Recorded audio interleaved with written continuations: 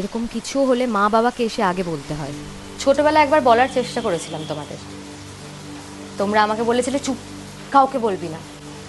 আবার আরেকবার বলেছিলে এই জামাটা পরে যেতে হতো না। কি করে বলবো আর তোমাদেরকে? আমার শুধু এটাই ভয় লাগে যে তোমাদেরকে এসে বলবো আর তোমরা আমার উপরই দোষটা চাপিয়ে দেবে।